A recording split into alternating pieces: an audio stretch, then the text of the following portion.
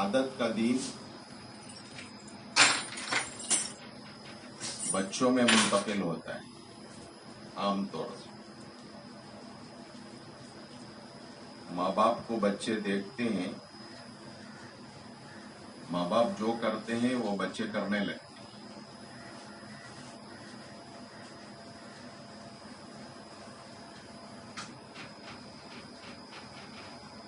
سیکھ کر کرنے کا مزاج نہیں ہوتا بچوں میں، دیکھا دیکھی ہوتی. ماں کو دیکھا یہ کرتے ہوئے تو بچہ وہ کرنا شروع کرتا ہے. گھر میں ابا کو دیکھا کرتے ہوئے، جو کرتے ہوئے دیکھا وہ کرنا شروع کر دیا.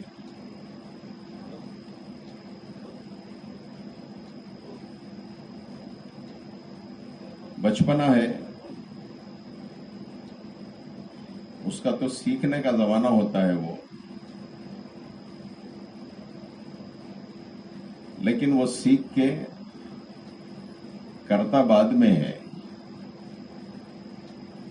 اسی لیے امام غزالی رحمۃ اللہ علیہ فرماتے ہیں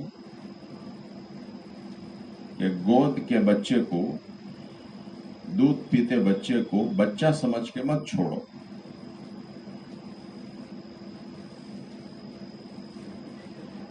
یہ سینکڑوں سال پہلے کی بات ہے. اس وقت میں بات سمجھانا کتنا ان کو مشکل ہوا ہوگا ہم نہیں جانتے. آج کے زمانے میں سمجھنا بھی آسان ہے، سمجھانا بھی آسان ہے.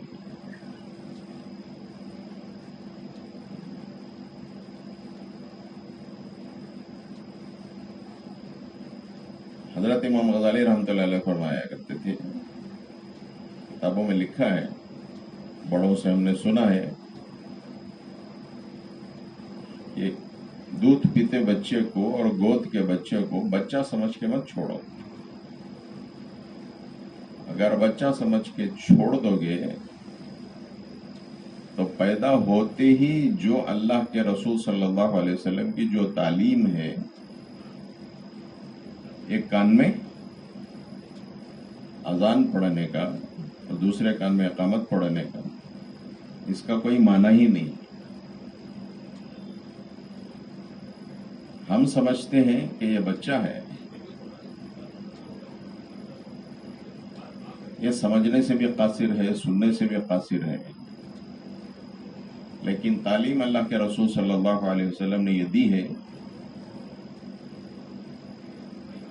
کسی بھی مسلمان کے گھر بچہ پیدا ہو تو پہلا کام اس کے کان میں اذان پڑھو.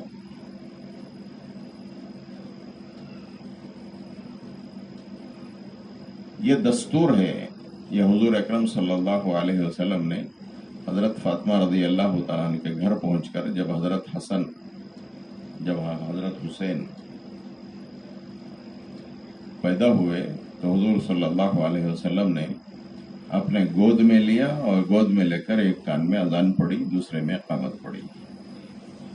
وہاں سے یہ دستور قائم ہوا.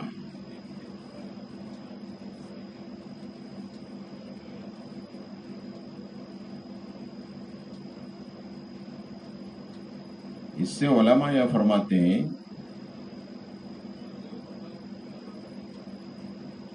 پہلا سبق دنیا میں آنے کے بعد ہم سب بچے تھے، بڑے ہو گئے.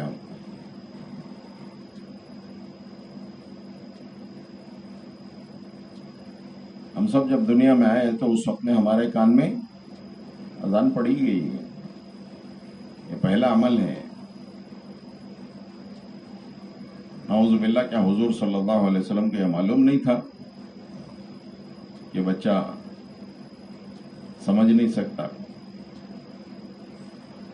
لیکن تعلیم یہ دی جا رہی ہے امت کو. صاحبزادے تم دنیا میں آئے ہو، تنگ جگہ سے نکل کے آئے ہو اور ایک وسعت کی جگہ یہاں پہنچے ہو. یہاں ہر چیز نظر آ رہی ہوگی آپ بچے کو. صاحبزادے دنیا میں آئے ہو، دنیا کی کوئی چیز بڑی نہیں ہے، اللہ بڑے ہیں.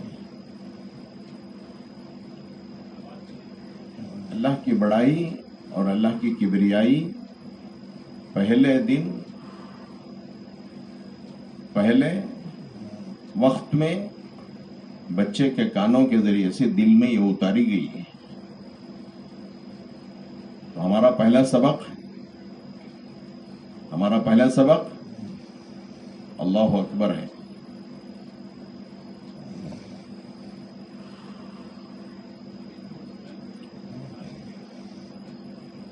دنیا کی کوئی چیز بڑی نہیں ہے، اللہ بڑے ہیں.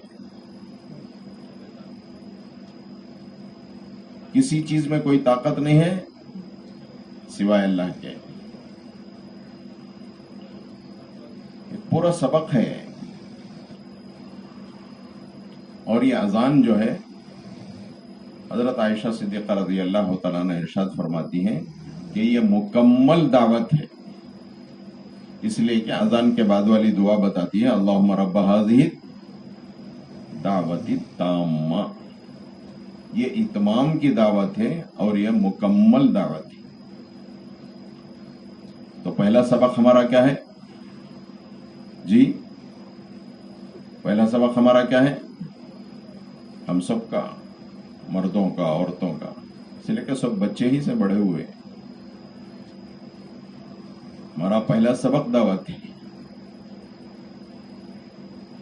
اور دعوت میں کبریائی ہے، اللہ کی بڑائی ہے. یہاں سے ہمارا سبق شروع ہوا ہے.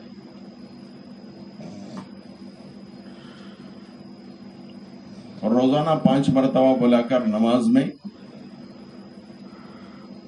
ہر رکن میں اللہ کی بڑائی بیان کی جا رہی ہے. تکبیر تحریمہ، اس میں بھی اللہ اکبر ہے. رکوع میں جاؤ تو اللہ اکبر ہے، سجدے میں جاؤ تو اللہ اکبر ہے، سجدے سے اٹھ کر بیٹھو تو اللہ اکبر ہے، سجدے سے اٹھ کر کھڑے ہو جاؤ تو اللہ اکبر ہے. نماز کے ہر رکعت میں اللہ کی بڑائی، صرف فرض نماز میں ہی نہیں، ہر نماز میں. فرض میں تو 5 وقت مؤذن کے ذریعے سے اذان دلائی جا رہی ہے، بلایا جا رہا ہے. اللہ کی بڑائی بیان کر کے اللہ کے حکم کی طرف بلایا جا رہا ہے.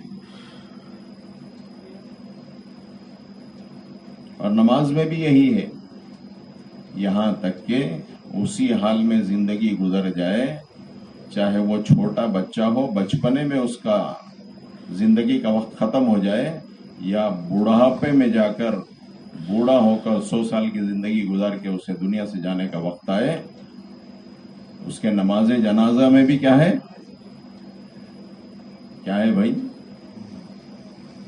نماز جنازہ میں بھی 4 تکبیر ہی ہیں. پہلا سبق بھی دعوت ہے، درمیانی سبق بھی دعوت ہے، اور دنیا سے جانے کے وقت بھی وہ دعوت کے ساتھ جاتے ہیں. اس امت کی ایک خصوصیت ہے کہ اللہ پاک نے اس امت، پچھلی امتوں کی طرح نہیں ہے یہ امت، اس امت کو اللہ پاک نے جو سبق دیا ہے وہ حضور اکرم صلی اللہ علیہ وسلم کے صدقہ اور طفیل میں وہ دعوت کا سبق دیا ہے. اس پر ہمیں آنا ہے اور اس پر پوری امت کو لانا ہے.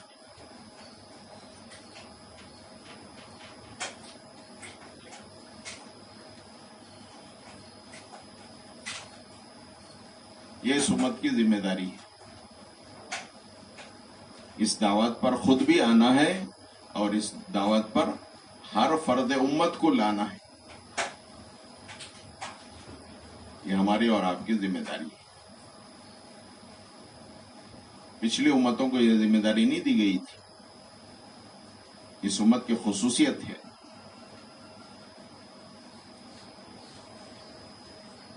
اور مولانا عمر صاحب پالنپوری رحمۃ اللہ علیہ فرمایا کرتے تھے کہ دنیا میں مردوں سے زیادہ عورتیں ہیں اور عورتوں سے زیادہ بچے ہیں.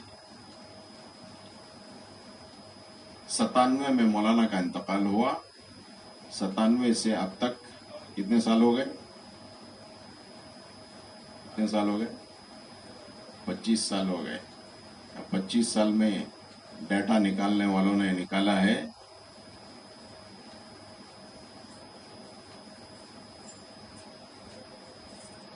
مردوں کی تعداد وہ 35% ہے اور عورتوں کی تعداد 45% ہے. دونوں ملائے کتنے ہو گئے؟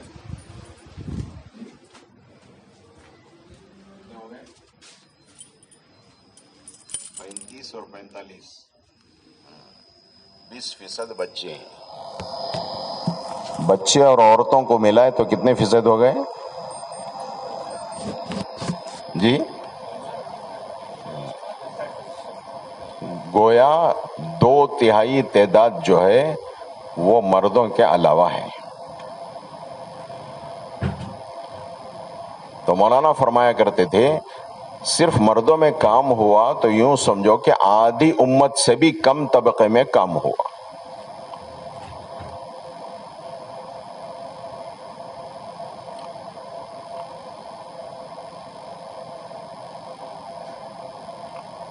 تو صرف مردوں میں کام ہوا تو اب کے ڈیٹا کے حساب سے تو 1/3 امت میں کام ہوا، 2/3 امت باقی.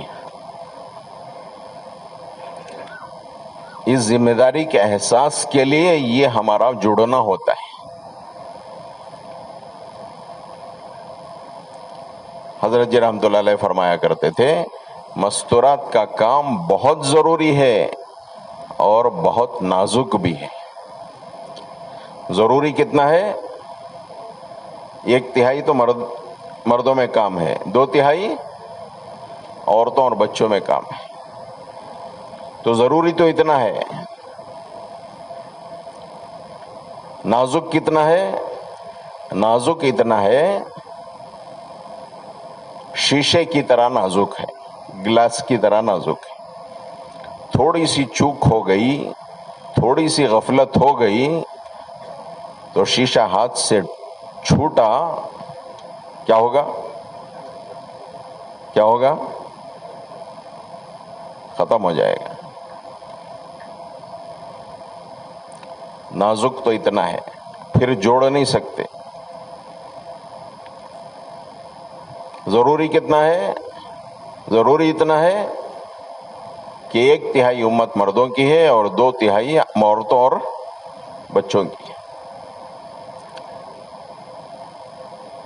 تو اس ذمہ داری کے احساس کے لیے یہ جوڑ اور یہ مجلسیں ہوتی ہیں تاکہ یہ سبق ہمیں یاد رہے اور یہ سبق جو ہے ہم مقصد کے درجے پہ لائیں، ضرورت کے درجے میں نہ رکھیں. اس امت کا مقصد ہی دعوت ہے تو ہم مقصد پر آئیں. ضرورتیں وہ تو ہر ایک کے ساتھ لگی ہوئی ہیں.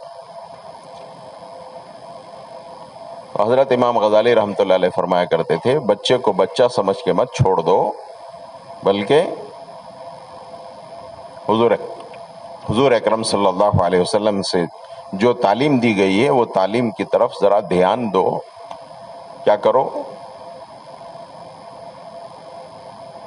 جو کچھ بچہ دیکھ رہا ہے اپنے گھر میں اور گھر کی فضا میں وہ اس کے اندر ریکارڈ ہو رہا ہے.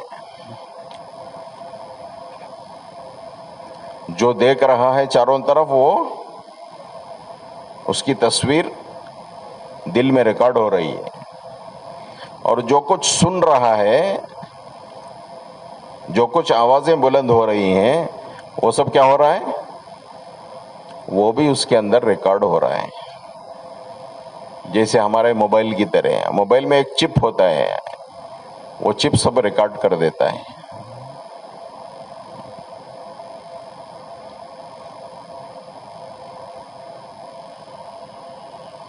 تصویر بھی ریکارڈ ہو رہی ہے، آواز بھی ریکارڈ ہو رہی ہے. گویا ہماری اصطلاح میں، اب کی اصطلاح میں اگر بچے کو کہا جائے تو یہ آڈیو ویڈیو ریکارڈر ہے. کون؟ جیسا چپ وہ آڈیو ویڈیو ریکارڈر ہے، اس طرح بچہ جو ہے آڈیو ویڈیو ریکارڈر ہے. اسی لیے حضرت امام غزالی رحمۃ اللہ علیہ فرماتے ہیں کہ بچے کے سامنے وہ بول مت بولو جو اللہ کو ناراض کرنے والا ہے اور اللہ کے رسول صلی اللہ علیہ وسلم کو ناراض کرنے والا ہے. اور بچے کے سامنے وہ کام مت کرو جو اللہ اس کے رسول صلی اللہ علیہ وسلم کو ناراض کرنے والا کام ہے.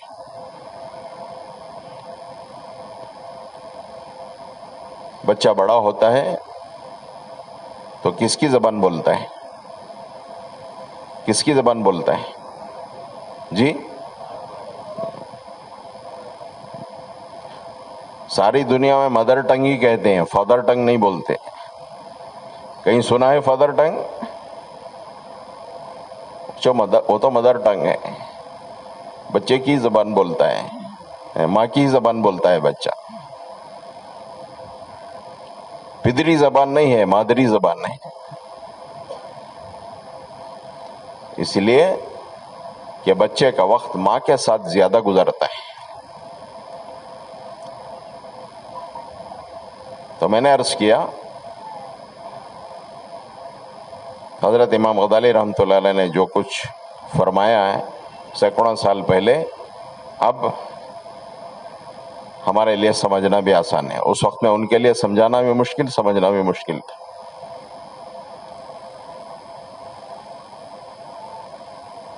ابھی اس کے بولنے کا وقت نہیں ہے، ابھی اس کے کرنے کا وقت نہیں ہے.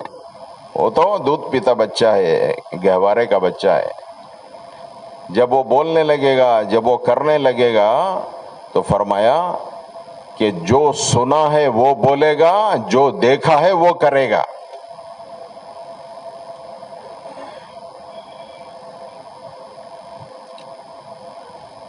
اس لیے یہ عادت کا دین ہے بچوں میں جو منتقل ہوتا ہے.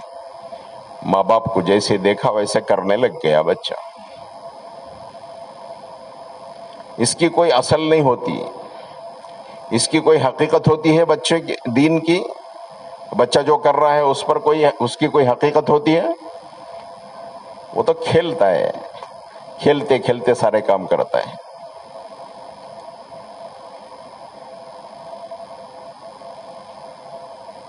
جس فضا اور جس ماحول میں جو دیکھا وہ بچے کرنے لگ جاتے ہیں.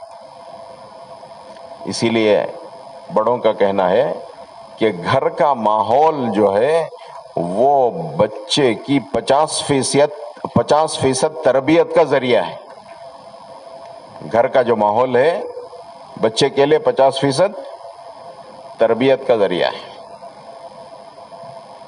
اس کی تربیت جو ہو جاتی ہے وہ گھر کے ماحول سے ہو جاتی ہے. اور دوسری چیز ماحول کا دین ہے. جیسے رمضان گزرا ہمارے سامنے،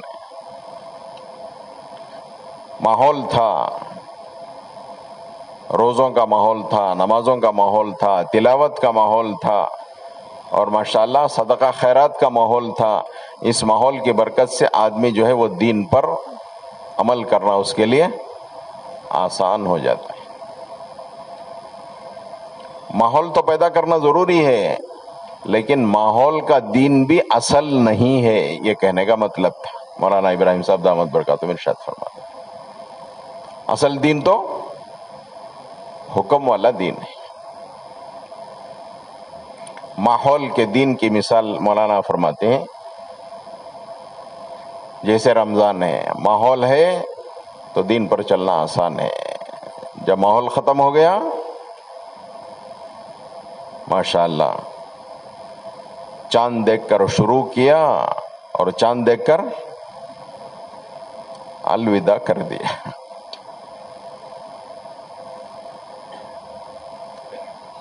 ہم خود دیکھ سکتے ہیں مسجدوں کا ماحول کیا تھا، گھر کا ماحول کیا تھا. مولانا ابراہیم صاحب دامت برکاتہ ماحول کے مثال کو اس طرح دیتے ہیں.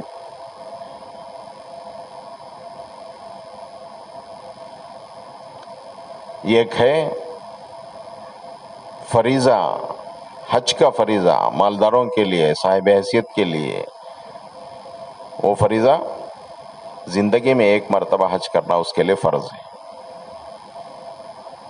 زندگی میں ایک مرتبہ حج فرض ہے. ماحول یہ بنا ہوا ہے کہ ہر سال حج کرو. ماحول یہ بنا ہوا ہے کہ سال بھر عمرہ کرو.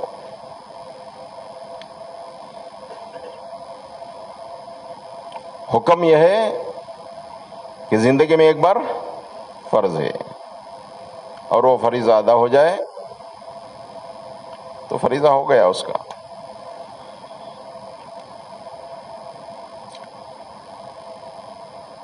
یہ اندر ایک شوق، ایک جذبہ بنا ہوا ہے. یہ جذبے کا دین ہے. ماحول اور جذبے کا دین یہ بھی اصل نہیں ہوتا کہتے. جذبہ کیا بنا ہوا ہے کہ ہر سال حج میں جائیں، ہر سال عمرے میں جائیں، سال بھر جاتے رہیں. زکوٰۃ یہ بھی فریضہ ہے اللہ کی طرف سے صاحب حیثیت کے لیے، مالدار کے لیے. یہ فریضہ زندگی میں ایک بار ہے یا کتنے بار ہے؟ جی فرمائیے. یہ تو ہر سال فرض ہے. ہر طرح کے مال پر فرض ہے الا یہ کہ، لیکن جذبہ کیا بنا ہوا ہے؟ زکوٰۃ کے ادا کرنے کا جذبہ ہے. ہم منع نہیں کرتے جانے سے، لیکن اس فریضے کی طرف جتنا متوجہ اللہ نے کیا ہے اس کی طرف کوئی دھیان نہیں ہے، اس لیے کہ ایک جذبہ ہے. کیا جذبہ ہے؟ یہ جذبے والا دین ہے، یہ ماحول کا دین ہے. اس کی بھی کوئی اصل نہیں. اسی لیے مولانا ابراہیم صاحب دامت برکاتہم ارشاد فرماتے ہیں کہ جذبے والے دین پر عمل کرنا اور ماحول والے دین پر عمل کرنا ایسا ہے کہ وہاں سب سے زیادہ جہالت دیکھی جاتی ہے. کہاں پر؟ کہاں پر؟ حج اور عمرے کے موقع پر. چلتے چلتے کوئی دروازے کنڈی ہلا کو گیا تو دوسرا بھی ہلاک جاتا ہوا. طواف میں کیا کرنا، سعی میں کیا کرنا، نماز کی کیا اہمیت ہے، کچھ پتہ نہیں ہے. ایک مجمع ہے، آتا ہے اور پورا کر کے اپنے جذبے کو پورا کر کے چلا جاتا ہے. جس طرح جماعتوں میں نکلتے ہیں تو 40 دن 4 مہینے وہ ماحول ملتا ہے.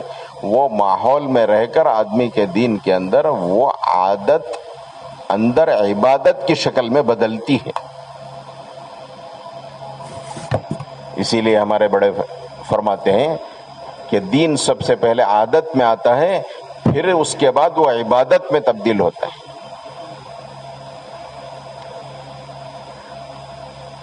تو میں نے عرض کیا کہ ماحول کا دین بھی اصل نہیں ہے اور جذبے کا دین بھی اصل نہیں ہے. اصل دین حکم والا دین ہے. اس حکم والے دین پر ہمیں بھی آنا ہے، امت کو بھی لانا ہے. اس میں پہلا کام جو ہے وہ دعوت ہے. اس دعوت کو ہمیں بھی سمجھنا ہے، اس دعوت کو امت کو بھی سمجھانا ہے، اس دعوت پر خود بھی آنا ہے، اس دعوت پر امت کو بھی لانے کی محنت اور کوشش ہمیں اور آپ کو کرنی. یہ ہماری ذمہ داری.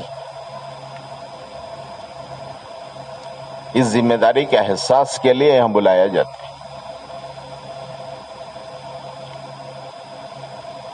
اصل تک پہنچنے کے لیے، حقیقت تک پہنچنے کے لیے یہ سب سیڑھیاں ہیں، یہ سب قدم بقدم آگے بڑھنا ہے، بچپن سے لے کر. اسی لیے فرمایا گیا کہ ماں باپ کی ذمہ داری ہے کہ بچہ 7 سال کا ہو جائے تو اس کو، ابھی نماز فرض نہیں ہوئے اس پر، 7 سال کا ہو جائے تو نماز کی عادت ڈالو. 10 سال کا ہو جائے تو نماز نہ پڑھنے پر اس کو ڈانٹو، ضرورت پر مارو. جب اس پر فرض ہو تو وہ ذمہ داری کے احساس کے ساتھ وہ عبادت کرے، وہ فریضہ ادا کرنے والا بن جائے. بالغ ہونے سے پہلے اس کے اندر ایسی چیز پیوست کر دو اور ایسا اس کے اندر بات، اللہ کے حکم کی عظمت ایسی اتار دو کہ وہ خود اپنی رغبت اور اپنی ذمہ داری کے ساتھ اس فریضے کو ادا کرنے والا بن جائے. جیسا کہ میں نے عرض کیا کہ گھر کا ماحول جو ہے وہ بچے کو 50% تربیت کر دیتا ہے. حضرت شیخ مولانا زکریا صاحب رحمۃ اللہ علیہ فرماتے ہیں کہ 7-8 سال کی عمر ہوتی ہے جس میں بچے کی تربیت ہو جاتی، جو ہو جاتی ہے اسی پر وہ عمل کرتے رہتا ہے. جیسے پودا شروع میں جیسے موڑو ایسا مڑ جاتا ہے، اگر وہ درخت بن گیا تو موڑ سکتے ہیں؟ نہیں موڑ سکتے.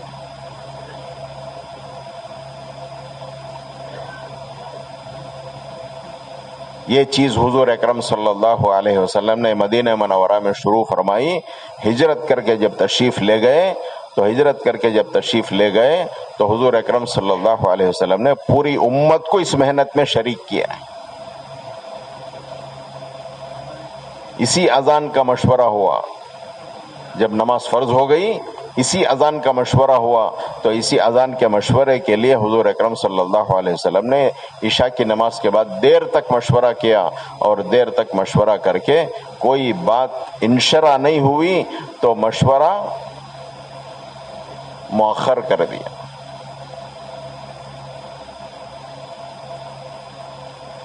رائے مختلف آئی لیکن کسی بات پر فیصلہ نہیں ہوا، کسی بات پر حضور اکرم صلی اللہ علیہ وسلم کی رائے کا انشرح نہیں ہوا، بات پوری نہیں ہو پائی.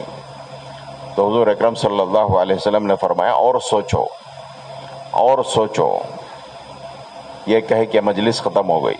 جب مجلس ختم ہو گئی تو صحابہ بھی اسی فکر کو لے کر اپنے گھروں کو گئے تو عورتوں نے پوچھا کہ آج حضور کے مجلس میں کیا ہوا.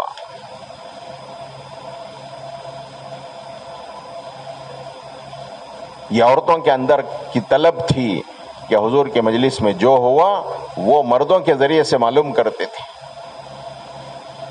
کہ مردوں کے ذریعے سے معلوم ہوتی تو اس فکر میں عورتیں بھی شریک ہو جاتی. اب عورتوں کے ساتھ بچے گھر میں رہتے تھے، بچے بھی اس فکر میں شریک ہو جاتے تھے. تو مولانا عبید اللہ صاحب رحمۃ اللہ علیہ فرمایا کرتے تھے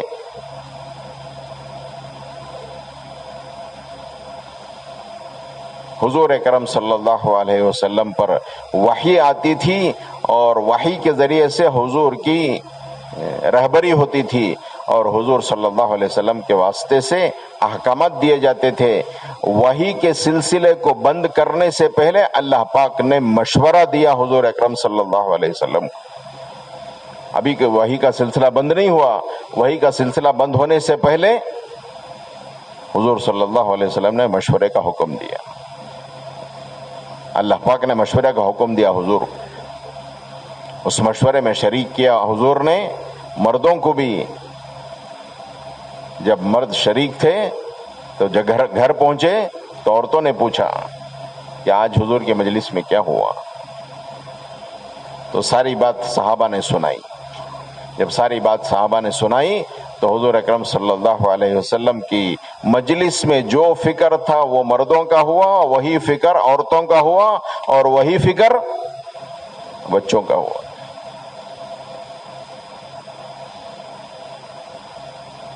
حضور اکرم صلی اللہ علیہ وسلم کو جس طرح وحی آتی تھی، احکامات اترتے تھے، اس طرح اللہ کی طرف سے یہ اذان کا حکم بھی ہو سکتا تھا، وحی کے ذریعے سے حضور کو یہ حکم دیا جا سکتا تھا، لیکن حضور اکرم صلی اللہ علیہ وسلم کو یہ حکم نہیں دیا گیا، اس کی وحی اللہ پاک نے نہیں بھیجی۔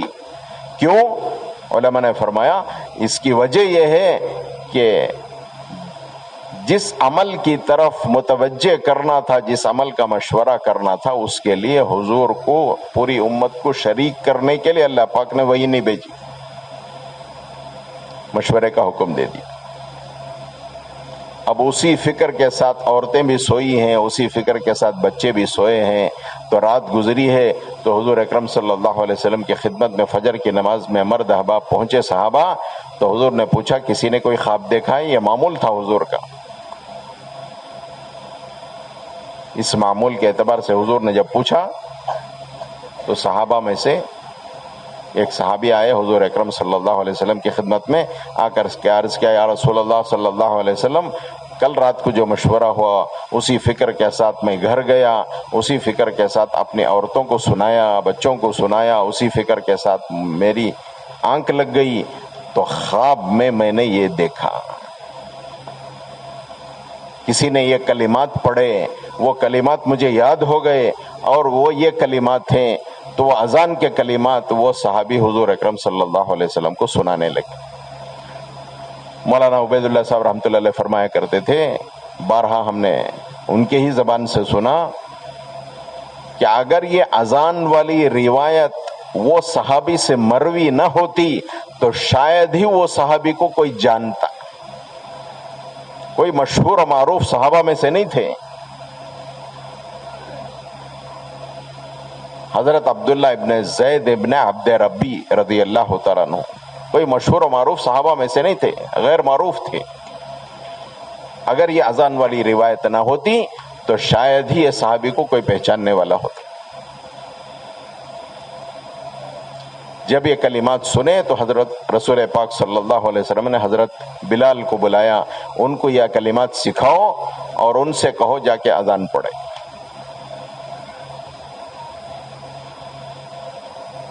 یہ حضور اکرم صلی اللہ علیہ وسلم نے ہجرت کر کے جب گئے تو اس دعوت کے عمل میں پوری امت کو شریک کر لیا، مردوں کو بھی، عورتوں کو بھی، بچوں کو بھی شریک کر لیا۔ جو فکر حضور کا تھا وہ فکر مردوں کا ہوا، صحابہ کا، وہی فکر عورتوں کا ہوا، وہی فکر بچوں کا ہوا، یہاں تک کہ حضور اکرم صلی اللہ علیہ وسلم نے ہر گھر کو مدرسہ بنایا۔ ہر گھر کو حضور صلی اللہ علیہ وسلم نے مدرسہ ایسا بنایا، جو سیکھتے تھے مرد وہ جا کر عورتوں کو سکھاتے تھے، وہی بچے سیکھتے تھے۔ یہودیوں نے آ کر کے اس کا جائزہ لیا کہ اس لیے کہ مدینہ پاک میں یہودیوں کے اسکول تھے،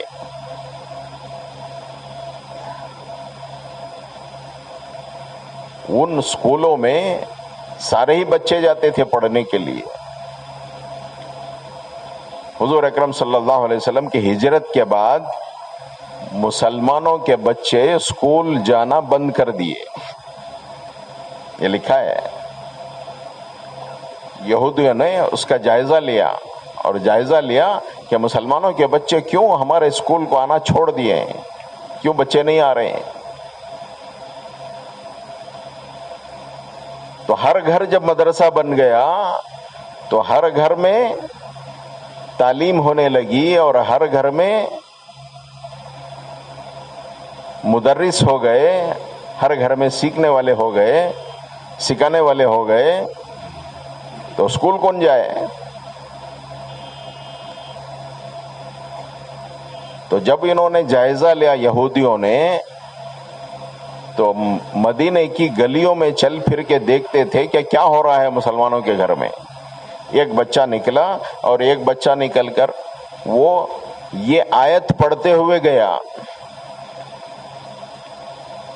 ما کان یہودیا ولا نصرانیا، ما کان ابراہیم یہودیا ولا نصرانیا ولکن کان حنیفا مسلما۔ ارے یہ بچہ تو ہمارے نبی کے بارے میں کہہ رہا ہے۔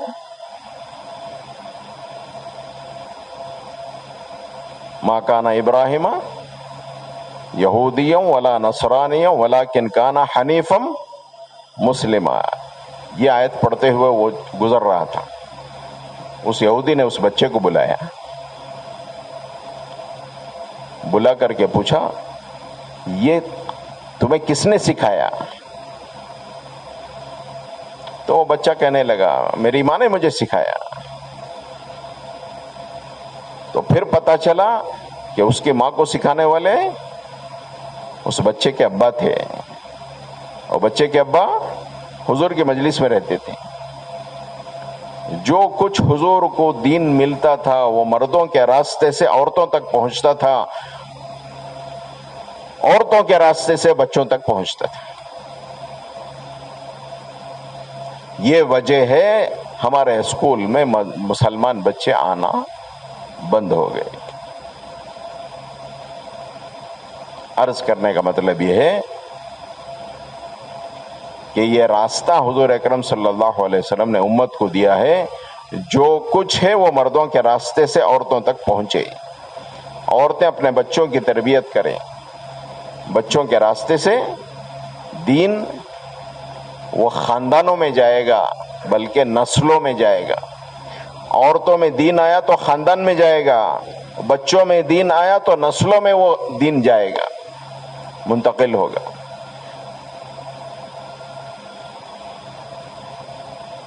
مفتی زین العابدین صاحب رحمۃ اللہ علیہ ہمارے پڑوس کے بزرگوں میں سے تھے، وہ فرمایا کرتے تھے کہ صرف مردوں میں دین آیا تو تمہارے گھر کے پھاٹک تک ہوگا، گھر کے اندر تمہاری نہیں چل سکتی۔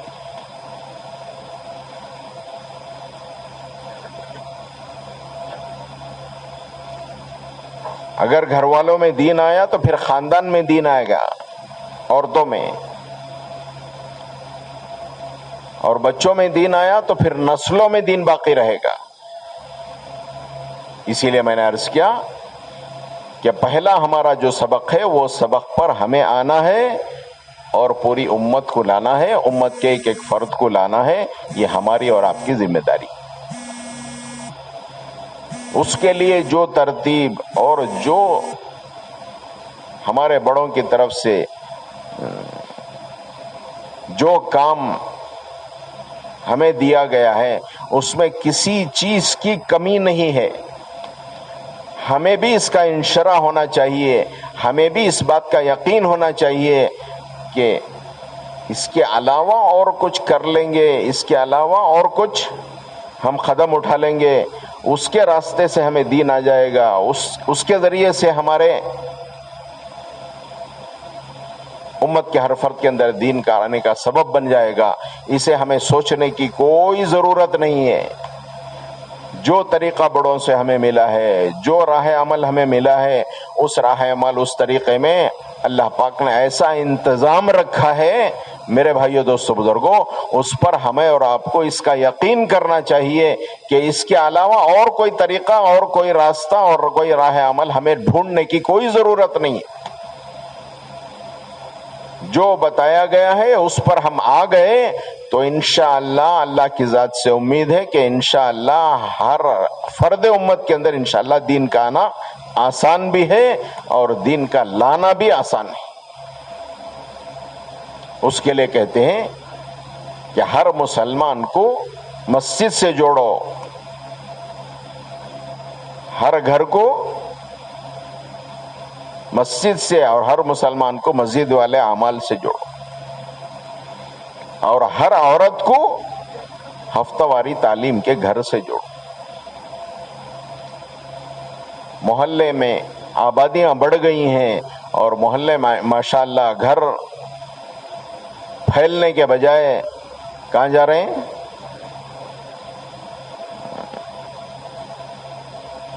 اپارٹمنٹس بن رہے ہیں شہروں میں، محلے کے محلے آباد ہیں.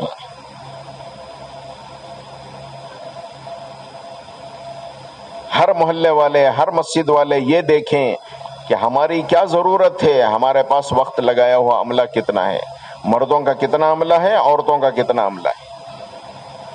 ہر محلے والے یہ دیکھیں.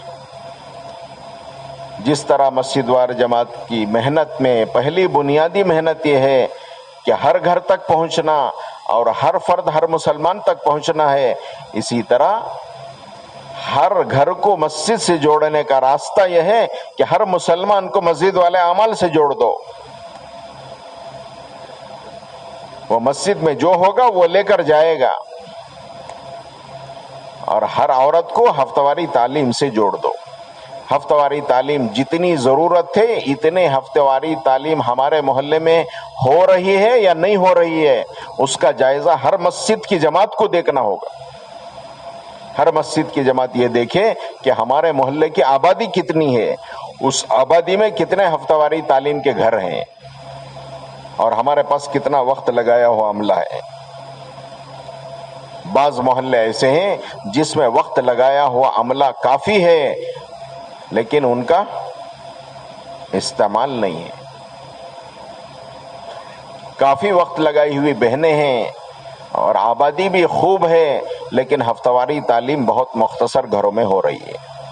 ایک ہو رہی ہے یا دو ہو رہی ہے، یا ہمارے یہ 2 زون بنے ہوئے ہیں تو 2 ہو رہی ہے، 3 زون بنے ہوئے ہیں تو 3 جگہ ہو رہی ہے. لیکن آبادی کے لحاظ سے کیا اتنی کافی ہے، یہ دیکھنے کی ضرورت ہے. اگر یہ دیکھ کر ہفتہ واری تعلیم سے ہر عورت کا اگر جوڑ ہو گیا تو انشاءاللہ اس ماحول اور اس فضا میں آنے کی برکت سے، وہ تعلیم کی فضا اور ہفتہ واری اجتماعی تعلیم کے ماحول میں آنے کی برکت سے امید ہے کہ انشاءاللہ وہ ہر گھر میں تعلیم انشاءاللہ زندہ کرنے کا ذریعہ بن جائے گی.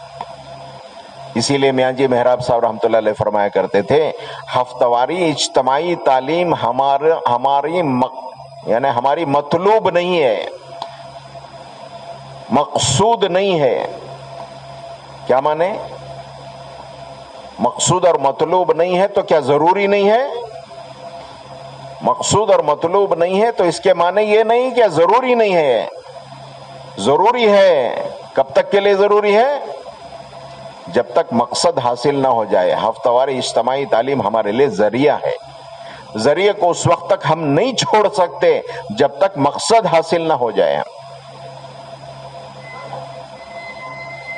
اس مقصد کو حاصل کرنے کے لیے ذریعے کا اختیار کرنا ضروری ہے. ابھی ان ذرائع میں لگے ہیں، ابھی مقصد تک ہمیں پہنچنا باقی ہے.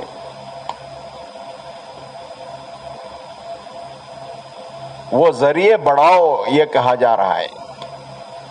ہفتہ واری تعلیم کے جتنی ضرورت ہے وہ ضرورت ہمارے سامنے، اس کو بڑھاؤ آبادی کے لحاظ سے. قوائف پورے نہیں ہوتے، شرائط پورے نہیں ہوتے ہفتہ واری تعلیم کے، اس لیے ہمارے ہاں ہفتہ واری تعلیم نہیں شروع ہوئی. یہ عذر نہیں ہے ہمارا. ہمارے عبدالعلیم صاحب علی گڑھ کے، وہ فرماتے ہیں کسی جگہ ہفتہ واری تعلیم شروع کرنے کے لیے کتنا عرصہ چاہیے بتاؤں؟ پوچھتے تھے مجمع میں. ملکوں کے جب مجمع آتے تھے، صوبوں کے جب جوڑ ہوتے تھے تو اس وقت میں پوچھتے تھے. آپ حضرات بھی سنے ہوں گے. تو لوگ جواب دینے سے ذرا شرماتے تھے. عبدالعلیم صاحب فرماتے تھے زیادہ سے زیادہ کسی جگہ ہفتہ واری تعلیم شروع کرنے کے لیے 1 سال کا عرصہ کافی ہے. زیادہ سے زیادہ جو عورتیں خروج میں جائیں گی وہی عورتیں اگر جانے لگیں تو 1 سال ہے، ورنہ بدل کے اگر جانے لگے تو 1 سال کی بھی ضرورت نہیں. کیا مطلب؟ کسی جگہ کسی حصے میں ہفتہ واری تعلیم شروع کرنا ہے تو وہاں سے عشرے کی مستورات کے ساتھ جماعت نکال دو، وہاں انشاءاللہ ہفتہ واری تعلیم شروع ہو سکتی. ایک عشرے کی جماعت وہاں سے نکل دو، 5 مستورات 6 مستورات نکل گئیں تو وہاں ہفتہ واری تعلیم کی شرط پوری ہو گئی۔ مناسب گھر دیکھ کر مشورے والوں کے حوالے کرو، مشورے والوں کے ذمے کرو، مشورے والے آ کر گھر دیکھیں، مناسب گھر ہے تو مشورہ کریں، پھر شہر کے مشورے میں رکھ کر اس کا شروع کریں۔ سہ روزہ جماعت ہر تیسرے مہینے نکالنے کے لیے کہا جاتا ہے۔ مستورات کی سہ روزہ جماعت ہر تیسرے مہینے نکالنے کے لیے کہا جاتا ہے۔ 2 مہینے تو اپنے مردوں کے ساتھ جماعت کے ساتھ جاؤ، تیسرے مہینے مستورات کے ساتھ جاؤ۔ مستورات بھی تقاضا کریں کہ 2 مہینے تو آپ مردوں کے ساتھ چلے گئے، تب آپ کی ذمہ داری ہے کہ ہمیں ساتھ لے کر چلیں۔ مستورات کی طرف سے تقاضا ہو تو پھر یہ مرد احباب بھی نکلنے والے ہوتے ہیں۔ اگر مستورات کی طرف سے کچھ غفلت سستی ہوئی تو یہ مرد احباب بھی اور سست ہو جاتے ہیں۔ 2 مہینے تو آپ جا کر آ گئے، تیسرے مہینے ہمیں لے جاؤ، عورتیں بھی تقاضا کریں اس کا۔ تو تیسرے مہینے سہ روزہ چلے گئے، وہی عورتیں اگر جا رہی ہیں تو پھر 2 مہینے کے بعد ہی جا سکتی ہیں۔ تو کیا وہی عورتیں نکلنا تیسرے مہینے میں، یا اور ساتھی بھی نکل سکتے ہیں اس محلے میں؟ اور ساتھی بھی نکل سکتے ہیں۔ وہی عورتیں اگر وقت لگا رہی ہیں تو 3 مرتبہ سہ روزہ لگ گیا، 3 مرتبہ ہر تیسرے مہینے، تو کتنے مہینے ہوئے؟ 9 مہینے ہوئے۔ پھر 12ویں مہینے میں جب نکلے تو اس وقت میں عشرے کی جماعت نکال دو۔ تو جو پہلے جو نکلے ہیں وہی عورتیں اگر نکلی عشرے میں تو 1 سال کا عرصہ، اگر عورتیں بدل کے نکلیں تو اس سے کم عرصے میں بھی وہ شرط پوری ہو سکتی ہے۔ اگر پوری ہو گئی تو ہفتہ واری تعلیم ہر حصے میں شروع ہو سکتی ہے۔ ابھی تو یہ ذریعہ ہے، مقصد کیا ہے؟ مقصد کیا ہے؟ ہر گھر میں تعلیم زندہ ہو جائے، یہ ہمارا مقصد ہے۔ ہر گھر مدرسہ بنے، جیسے حضور اکرم صلی اللہ علیہ وسلم نے مدینہ منورہ میں ہر گھر کو مدرسہ بنایا تھا، اور ہر گھر کو وہ خانقاہ بھی بنایا تھا۔ ہر گھر مدرسہ بنا ہوا تھا، ہر گھر خانقاہ بنا ہوا تھا۔ ایسی ترتیب بنتی تھی، دن رات میں کوئی نہ کوئی عبادت کرنے والا گھر میں موجود ہوتا تھا۔ یہ تو حضور کے زمانے کی بات نہیں تھی، تو حضرت شیخ کے زمانے میں بھی یہ بات تھی۔ حضرت شیخ نے لکھا ہے، تایا اتنی دیر سے اتنی دیر جاگتے، چاچا اتنی دیر سے اتنی دیر جاگتے، والد صاحب اتنی دیر سے اتنی دیر جاگتے، رات کا کوئی حصہ ایسا نہیں جاتا تھا جس میں اللہ کی عبادت نہ ہوتی۔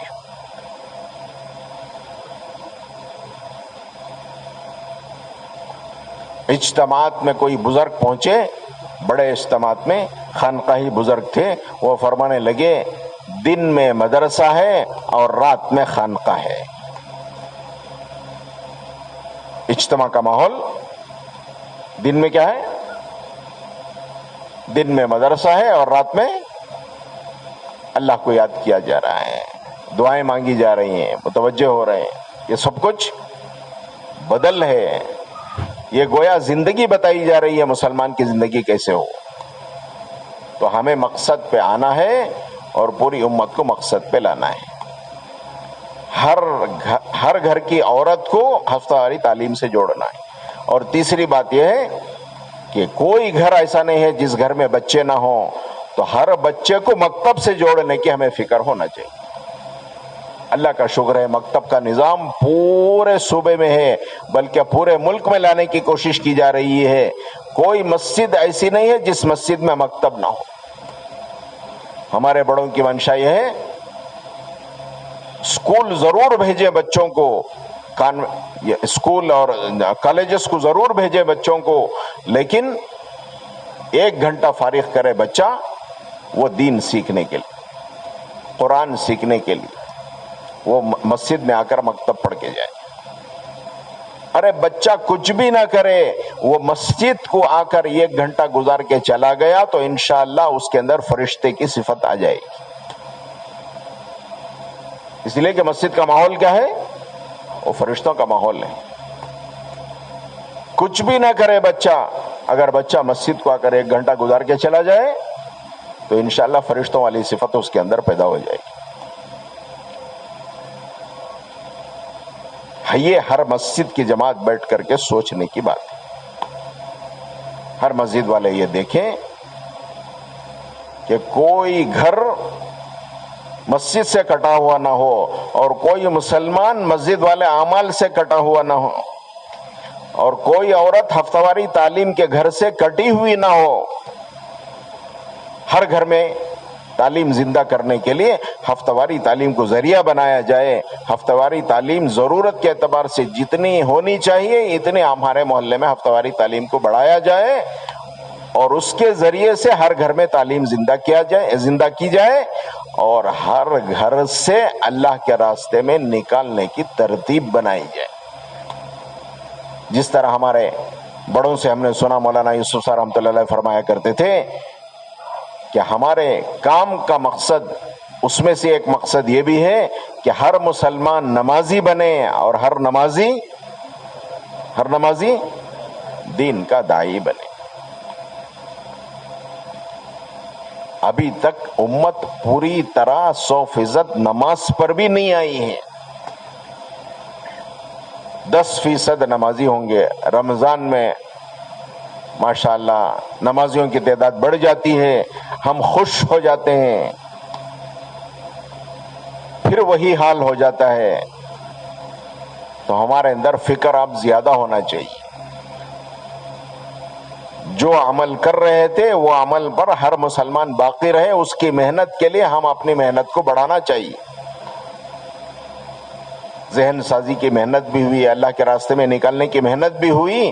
اب پورا سال نہیں، پوری زندگی وہ نمازی بن جائے، اس کے لیے ہمیں محنت، دعوت کی محنت ہے، ہمیں محنت ملاقاتوں کی محنت ہے، ہماری محنت وہ گشتوں کی محنت ہے اور ہماری محنت اللہ کے راستے میں نکالنے کی محنت ہے.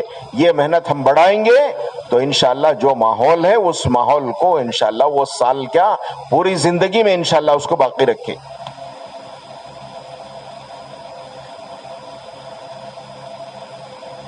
اس کے لیے آئی ہوئی مستورات سے بھی درخواست یہ ہے کہ ہفتہ واری تعلیم کو اپنی ذمہ داری سمجھیں.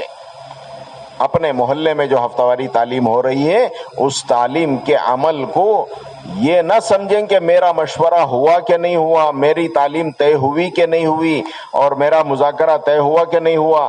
جتنی بہنیں ہیں وہ ساری کی ساری بہنیں اس محلے کی تعلیم میں جس حصے میں ہو رہی ہے اس حصے کی مستورات وقت لگائی ہوئی ہوں تو ان کی ذمہ داری ہے کہ وہ ان کا مشورہ ہوا ہے تعلیم کا یا مذاکرے کا یا نہیں ہوا ہے. ہر حال میں پہنچے، اپنی ذمہ داری سمجھ کر کے پہنچے اور اہتمام کے ساتھ پہنچے. اہتمام کا مطلب کیا ہے؟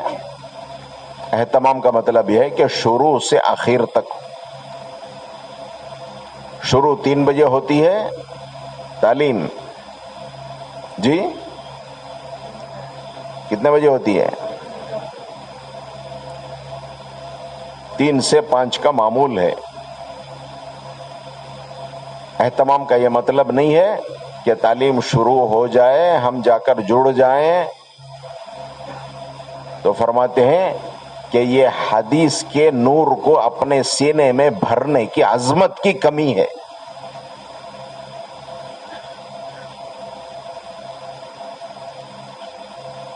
جو اللہ کے کلام میں جو نور ہے اور اللہ کے رسول صلی اللہ علیہ وسلم کے کلام میں جو نور ہے وہ اوروں کے کلام میں وہ نور بالکل نہیں ہو سکتا. تعلیم کے عمل کے وقت میں اگر ہم نہیں پہنچ رہے ہیں تو اس کا مطلب یہ ہے کہ اللہ اس کے رسول صلی اللہ علیہ وسلم کی باتوں کی عظمت ہمارے دل کے اندر سے گھٹ رہی ہے. اپنے سینے کے اندر تعلیم کو، اللہ اس کے رسول صلی اللہ علیہ وسلم کے حدیث کے نور کو، اللہ کے کلام کے نور کو اپنے سینے میں بھرنے کی نیت سے جو عورت نکلتی ہے اس کے فضائل تو بہت ہیں.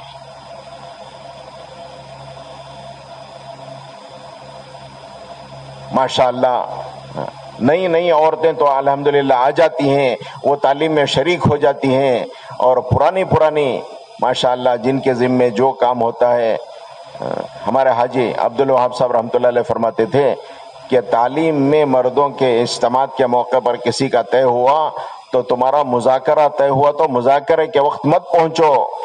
تو مذاکرے کے وقت میں پہنچنا اس بات کی علامت ہے کہ تمہارے اندر حدیث کے اور اللہ کے کلام کی عظمت نہیں ہے.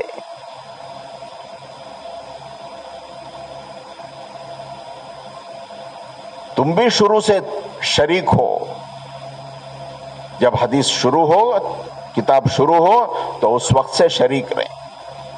تو اسی طرح ہماری بھی ذمہ داری ہے کہ جو عورتیں جن کے بارے میں طے ہوا ہو یا نہیں طے ہوا ہو، پرانی جتنی وقت لگائی مستورات ہو، ہفتہ واری تعلیم میں پہنچنے کا اہتمام کریں. اہتمام کا مطلب یہ ہے کہ عمل اس وقت بنتا ہے جب کا اس کا اول ہو اور آخر ہو. جس طرح تکبیر تحریمہ سے نماز شروع ہوتی ہے، سلام پر نماز پوری ہوتی ہے. سحری سے روزہ شروع ہوتا ہے، افطار پر روزہ ختم ہوتا ہے. احرام سے شروع ہوتا ہے عمرہ اور حج، حلق پہ جا کے ختم ہوتا ہے. ہر عمل کا اول ہے، ہر عمل کا آخر ہے. عمل اس وقت بنتا ہے جب وہ اول اور آخر ہو. جس عمل کا اول آخر نہیں ہے وہ عمل نہیں بنتا، بلکہ ہمارے بڑوں کا کہنا ہے وہ بچوں کا کھیل بن جاتا ہے. اسی لیے مولانا الیاس صاحب رحمۃ اللہ علیہ فرمایا کرتے تھے، کام کو کام بناؤ گے تو کام بنے گا، اور کام کو کھیل بناؤ گے تو کھیل بن کے رہ جائے. عمل یوں ہی نہیں چھوٹتا، پہلے عمل کی عظمت نکلتی ہے، پھر اس کے بعد عمل چھوٹ جاتا ہے. پھر اندر وہ گھنٹی بھی نہیں بجتی کہ یہ عمل کی عظمت میرے دل سے نکل رہی ہے. اگر اندر اس کا احساس ہے کہ یہ عمل چھوٹ رہا ہے میرا، تو امید کی جا سکتی ہے کہ اس عمل کی توفیق اس ندامت کی وجہ سے اللہ کی طرف سے ملے گی. اگر وہ ندامت اور گھنٹی نہیں بج رہی ہے تو عمل کی عظمت بھی ختم ہو گئی، یہ سمجھنا چاہیے. اس لیے مستورات سے درخواست یہ ہے کہ ہفتہ واری تعلیم میں اہتمام کے ساتھ شروع سے شریک رہیں اور آخر تک شریک رہیں. اس کا اثر ہی الگ ہے، اس کا زندگی میں لانا دوسروں کے لیے نمونے کا سبب ہے. ورنہ انگلیاں اٹھیں گی، یہ پرانی ہے، یہ کب آتی ہیں اور کب جاتی ہیں، اور کب شریک ہوتی ہیں کب شریک نہیں ہوتی ہیں. تو جو بلائے گئے ہیں یہاں پر وہ سب ذمہ دار مستورات ہیں. وہ سب اپنے اپنے محلے اور اپنے حلقوں کے کام اور حلقوں کی محنت کو لے کر چلنے والی مستورات ہیں. اس لیے ان کو دیکھ کر عوام چلے گی، ان کو دیکھ کر اور وقت لگائے ہوئے چلیں گے. یہاں تو صرف چلہ لگائی ہوئی عورتوں میں بھی تعداد متعین کر کے بلایا گیا ہے. اس لیے ان کی ذمہ داری ہے کہ اپنی ذمہ داری کے احساس کے ساتھ اس کو پورا کریں. کیوں بھائی کریں گے انشاءاللہ. عورتوں سے بھی درخواست ہے کہ اس کا اہتمام کریں.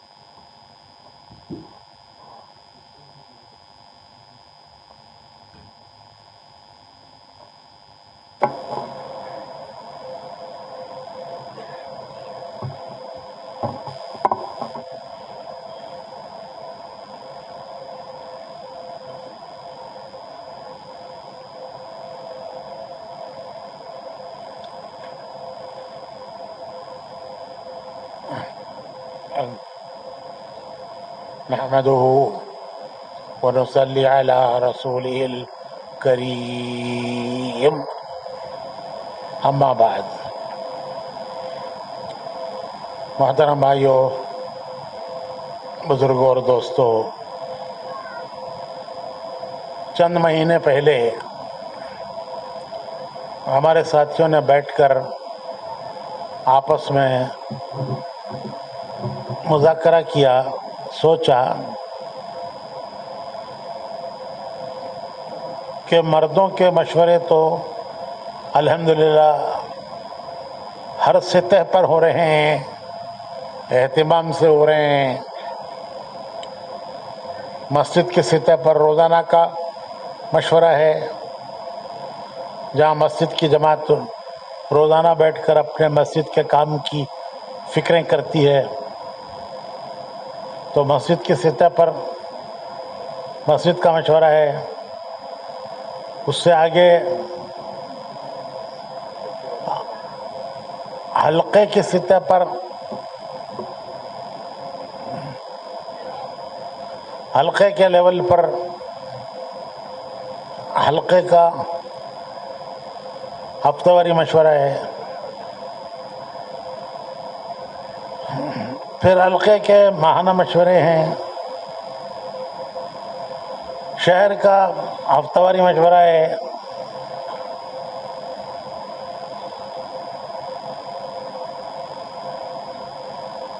صوبے کا 4 ماہی مشورہ ہے، 3 ماہی 4 ماہی مشورہ ہے، اور پھر پورے ملک کا 3 ماہی مشورہ ہے۔ تو مردوں کے مشورے تو ہر لیول پر ہوتے ہیں، ہر سطح پر ہوتے ہیں اور اہتمام سے ہوتے ہیں۔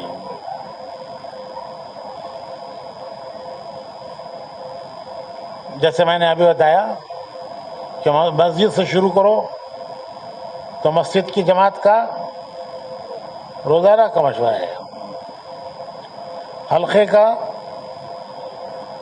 کی سطح پر ہفتہ مشورہ ہے، پھر حلقے کی سطح پر ماہانہ مشورہ بھی ہے، شہر کی سطح پر ہفتہ واری مشورہ ہے، ضلع کی سطح پر 3-4 مہینوں میں مشورہ ہے، اور ملک کے لیول پر ہر 2-3 مہینے میں مشورہ ہے۔ تو مرد تو ان کی فکروں کو غذا ملتی رہتی ہے۔ جس درخت کو پانی نہیں ملتا وہ درخت سوکھ جاتا ہے، جس درخت کو پانی پہنچتا رہتا ہے وہ درخت سرسبز اور شاداب رہتا ہے، اور وہ اگتا رہتا ہے، بڑھتا رہتا ہے۔ اس کی حیات پانی سے ہے۔ قرآن کریم میں اللہ تعالیٰ نے فرمایا کہ ہر چیز کو ہم نے پانی سے حیات دی ہے۔ وَجَعَلْنَا مِنَ الْمَاءِ كُلَّ شَيْءٍ حَيٍّ، کہ ہر چیز کو حیات دی ہے، پانی سے حیات دی ہے۔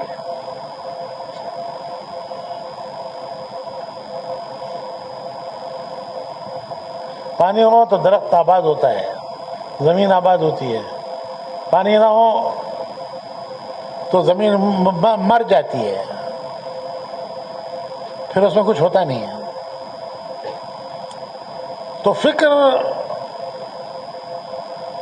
یہ کام کرنے والوں کے لیے غذا ہے۔ فکر کو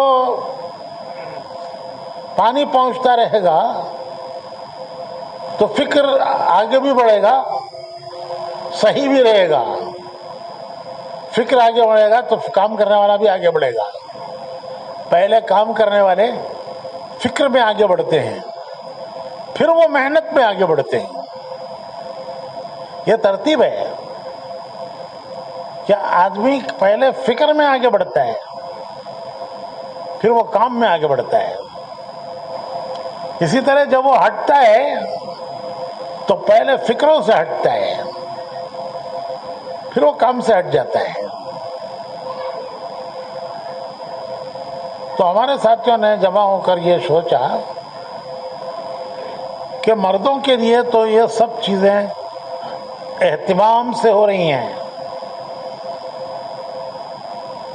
اور الحمدللہ ہمارے کام کرنے والے پابندی سے ان میں شریک ہوتے ہیں. مسجد کے مشورے میں، ہفتہ واری مشورے میں، ماہانہ مشورے میں تو پابندیوں سے شریک ہوتے ہیں، جس کی وجہ سے الحمدللہ ان کی فکریں بھی بڑھتی ہیں، ان کی قربانیاں بھی بڑھتی ہیں، وہ کام میں بھی آگے بڑھتے ہیں. لیکن ایسی کوئی شکل مستورات کے لیے نہیں ہے کہ مستورات بھی جمع ہو کر کسی بات پر فکر کریں، سوچیں. کوئی ایک وقفے سے مستورہ کام کرنے والی عورتیں جمع ہو کر اپنے حلقوں کے کام کے بارے میں صحیح جمع ہو کر سوچیں، فکر کریں، تو اس فکر پر ان کا کام آگے بڑھے گا اور وہ بھی آگے بڑھیں گی. لیکن چونکہ یہ کوئی شکل نہیں ہے تو اس لیے زیادہ سے زیادہ کیا ہوتا ہے کہ وقت لگائی ہوئی عورتوں کو جمع کرو، اور وقت لگائی ہوئی عورتوں کو جمع کر کے وہ صرف اس حد تک رہ گیا کہ ایک بیان ہو گیا، کچھ تشکیل ہو گئی، بات ختم ہو گئی. جو فکر پر ڈالنا ہے اور فکر پر آنا ہے، کام کی شکلوں کو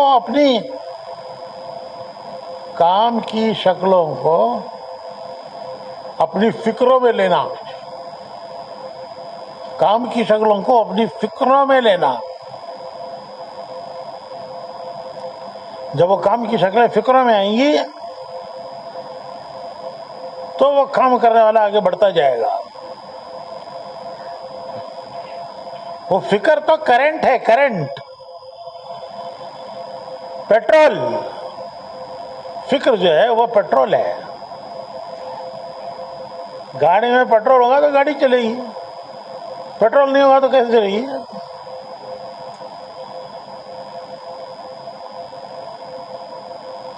کرنٹ ہوگا تو مشین چلے گی، کرنٹ نہیں ہوگا تو مشین کیسے چلے گی؟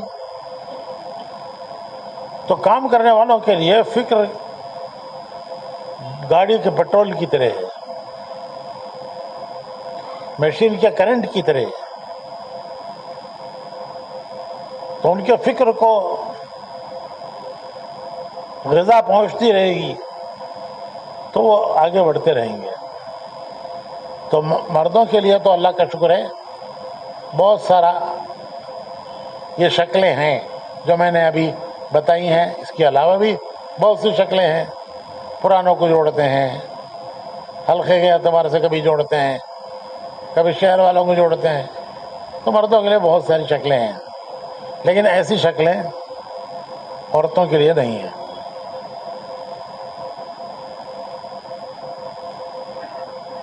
تو کیا کر سکتے ہیں ہم؟ ایسا بھی نہیں ہونا چاہیے کہ حدود توڑ کے نکل جائیں. تو حدود بھی نہیں توڑ سکتے، حدود کے اندر رہنا ہے. تو حدود کے اندر رہتے ہوئے ہم عورتوں کی محنت میں کیسے آگے بڑھا سکتے ہیں؟ تو ساتھیوں کے کا یہ مذاکرہ ہوا کہ بھائی مہینے 2 مہینے میں ایک مرتبہ حلقے کے سطح پر پرانی کام کرنے والی جمع ہو، اور اس میں تفصیل سے کئی کام بتائے گئے، کیا کیا کرنا ہے اس میں. تو اس سے امید ہے کہ انشاءاللہ ان کی ذاتی فکریں بھی بڑھیں گی، ان کے حلقے کے کام کی بھی ان کو فکریں بڑھیں گی، تو وہ بھی آگے بڑھیں گی، حلقے کا کام بھی آگے بڑھے گا. یہ چیز سوچی گئی. تقریباً 3 مشورے ہوئے. 3 مشورے ہوئے مستورات کے حلقہ وار مشورے. 3 مشورے ہوئے، لیکن ابھی بھی اس میں وہ اہتمام نہیں آیا جو اہتمام آنا چاہیے. اور جو کام اس میں مذاکرے سے کہے گئے ہیں اس میں چند کام کہیں شروع ہوئے ہیں، چند کام کہیں شروع ہوئے ہیں، سارے کام ہر جگہ ابھی بھی شروع نہیں ہوئے. تو آج اس لیے جمع کیا گیا ہے کہ دوبارہ اس بات کا مذاکرہ ہو جائے کہ 2 مہینے کے بعد مشورے میں حلقے کی پرانی مستورات جمع ہو کر کن کن باتوں کا فکر کریں، اس میں کیا کیا کام کرنے کے ہیں. اگر ان سب کاموں کا فکر کریں گے، ان کو کرنے لگیں گے تو انشاءاللہ کام آگے بڑھتا جائے گا. پہلا کام ہے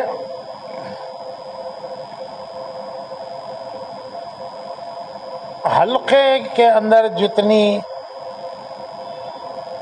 ماہانہ ہفتہ واری اجتماعی تعلیم ہوتی ہے اس کی کارگزاری. یہ پہلا کام ہے کہ حلقے میں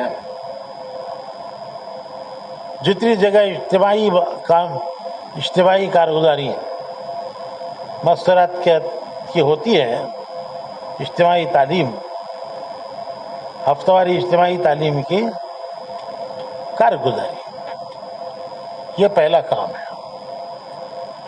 وہ کارگزاری کیسے لی جائے؟ وہ کارگزاری ہر اجتماعی گھر سے، ہر اجتماعی تعلیم کے گھر سے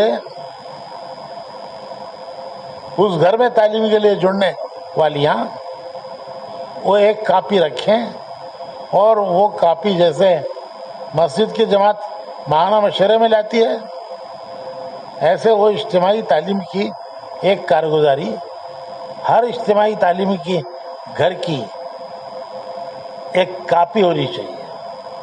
اس میں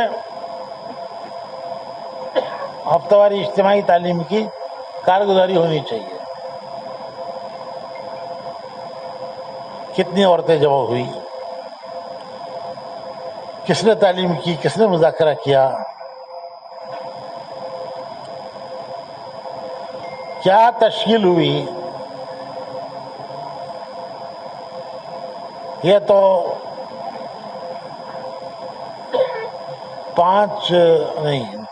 10 ہفتے کی آئے گی. 5 ہفتے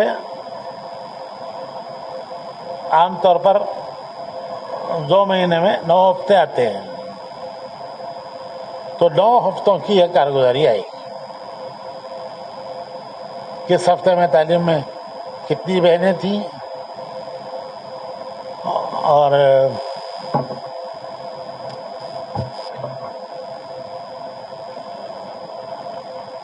کس نے کتاب پڑھی، کس نے 6 نمبر بیان کیے، کس ہفتے میں کتنی جماعتیں نکلی، سہ روزہ، عشرہ، چلہ، جون سی بھی جماعت نکلی ہو تو کون سی جماعتیں نکلی. تو یہ کارگزاری ایک کاپی ہر اجتماعی تعلیم کے گھر پر ہونی چاہیے، اور وہ اجتماعی تعلیم میں جڑنے والی پرانی عورتیں آپس کے مذاکرے سے اس کارگزاری کو مکمل کر کے مشورے میں لے کر آئے ہیں.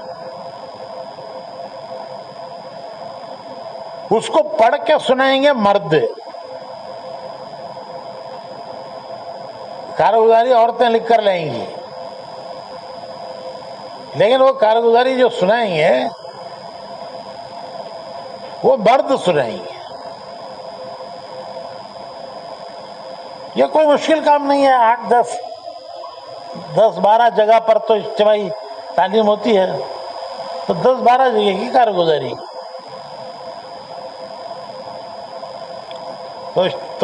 تو وہ تعلیم کی کاپی ہو، اجتماعی تعلیم کی جگہ پر جو عورتیں جمع ہوتی ہیں وہ اس کو لکھ کے لائیں، مرد اس کو پڑھ کے سنائیں۔ اب اس کارگزاری کے سنانے کے درمیان کوئی مزید چیز پوچھنی ہوتی ہے، کچھ مزید وضاحت کی ضرورت ہوتی ہے، تو مرد پوچھیں اور مرد کریں۔ مردوں کو نہیں معلوم ہے تو عورتوں سے کہیں کہ اس کو ایک پرچے پہ لکھ کے دیں۔ اس طرح ایک کام ہوا کارگزاری، جس میں اجتماعی تعلیم کی جہاں جہاں ہو رہی ہے اجتماعی تعلیم وہاں کی کارگزاری آئے۔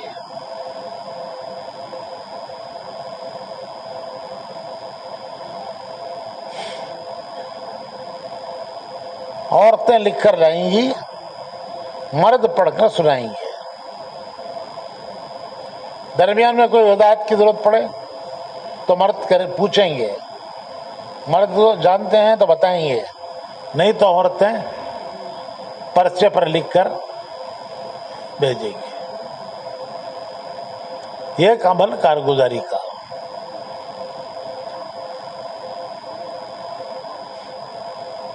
دوسرا عمل تشکیل۔ اگلے مہینے میں، اگلے 2 مہینے میں جہاں جہاں اجتماعی تعلیم ہو رہی ہے وہاں سے جماعتیں کتنی نکلیں گی، سہروزہ، عشرہ، چلہ، ہر اجتماعی تعلیم کی جگہ سے جماعت بنانا۔ اگر ابھی ایک جگہ کی تعلیم سے جماعت نہیں بن رہی ہے تو ٹھیک ہے، 2-3 جگہ کی ملا کر بنا لو، لیکن اگلے مہینے تک کہاں سے سہروزہ، عشرے کی جماعتیں نکلیں گی، اس کے عزائم اور ارادے۔ تو ایک کارگزاری، دوسرے تشکیل۔ اس تشکیل میں 2-3 مرتبہ وضاحت سے یہ بات کہی گئی کہ عام طور پر عشرے کی جماعت تو صوبے میں جاتی ہے، چلے کی جماعت صوبے کے باہر جاتی ہے، عشرے کی جماعت شہر کے باہر صوبے میں جاتی ہے۔ پھر شہر پر کیسے محنت ہوگی؟ بھائی چلے کی جماعت گئی صوبے کے باہر، عشرے کی جماعت گئی حلقے کے باہر، تو حلقہ پہ کیسے محنت ہوگی؟ تو اس کے لیے یہ بات عرض کی گئی کہ سہروزہ جماعتیں حلقوں میں ڈالیں۔ اب وہ سہروزہ جماعت اپنے حلقے میں بھی جا سکتی ہے، دوسرے محلے میں جہاں کی جماعت ہے ان کے علاوہ دوسرے محلے میں جا سکتی ہے، دوسرے حلقے میں بھی جا سکتی ہے، اپنے حلقے کے کسی محلے میں بھی جا سکتی ہے، کسی دوسرے حلقے میں بھی جا سکتی ہے۔ اس طرح سہروزہ جماعتوں کو، سہروزہ جماعتیں ابھی ہمارے یہاں سے کم نکل رہی ہیں، عورتوں کی سہروزہ جماعتوں کی تعداد کم ہے، تو سیر روزہ جماعتیں اس پہ بنائیں اگلے 2 مہینے میں، اور بنانے میں اگر ایک اجتماعی تعلیم سے جماعت بنے اچھا ہے، نہیں تو 2 سے 3 سے ملا کر جماعت بنائیں۔ اب وہ جماعت اپنے حلقے میں بھی جا سکتی ہے، اپنے محلے دوسرے محلوں میں بھی جا سکتی ہے، دوسرے حلقوں میں بھی جا سکتی ہے۔ دوسرے حلقوں میں جانا ہو تو اس حلقے والوں سے مشورہ کریں، اور اپنے حلقے میں جانا ہو تو پھر آپس میں مشورہ کر لیں۔ یہ سیر روزہ جماعت ایسے علاقوں میں ڈالی جائے جہاں کام کی فضا نہیں ہے،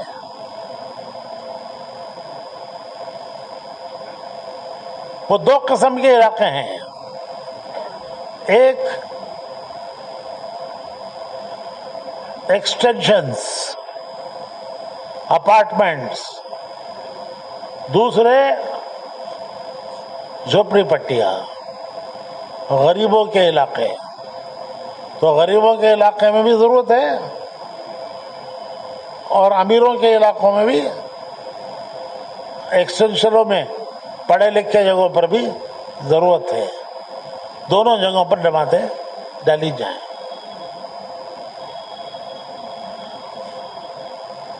کام شروع کریں گے تو محنت کی شکلیں کھلتی جائیں گی، کھلتی جائیں گی۔ والذین جاہدوا فینا لنہدینہم سبلنا۔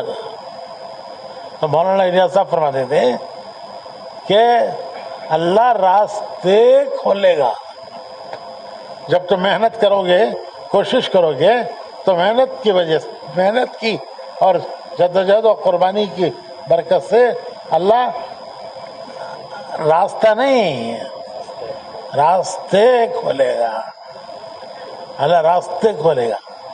اور جب اللہ راستے کھولے گا تو کتنے بڑے راستے کھولے گا۔ تو یہ ہمارے محلوں میں جماعتیں ڈالیں، ایکسٹینشنوں میں،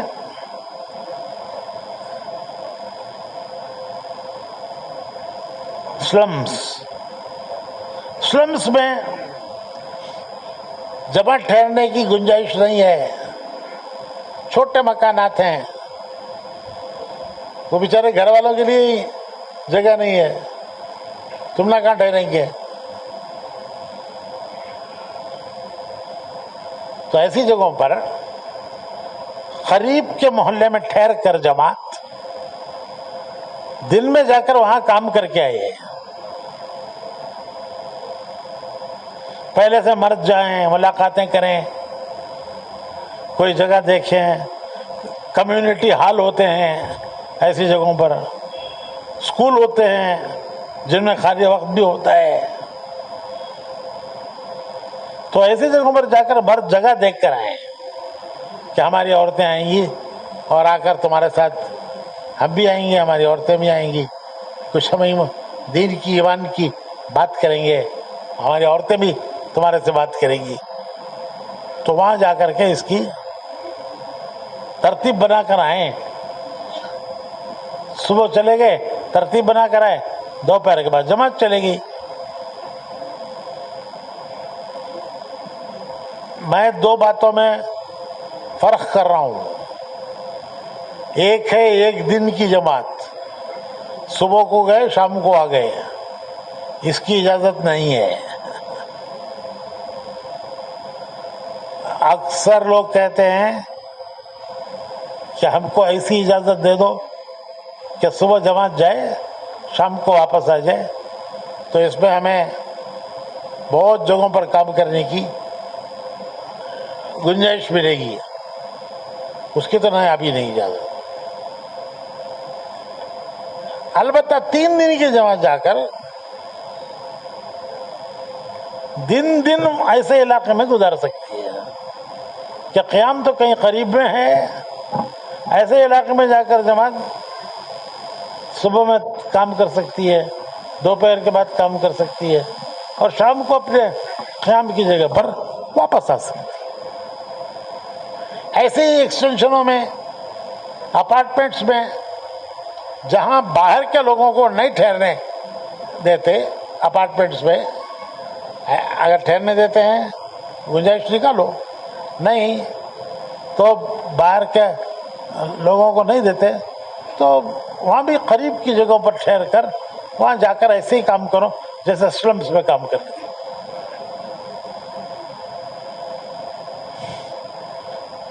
تو کارگزاری ہوئی، آئندہ کی تشکیل ہوئی،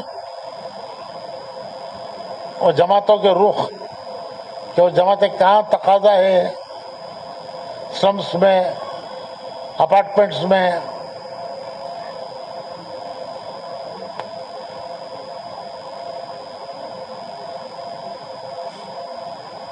کالجوں میں پڑھنے والی لڑکیوں کا ہر جگہ بڑا مسئلہ بن رہا ہے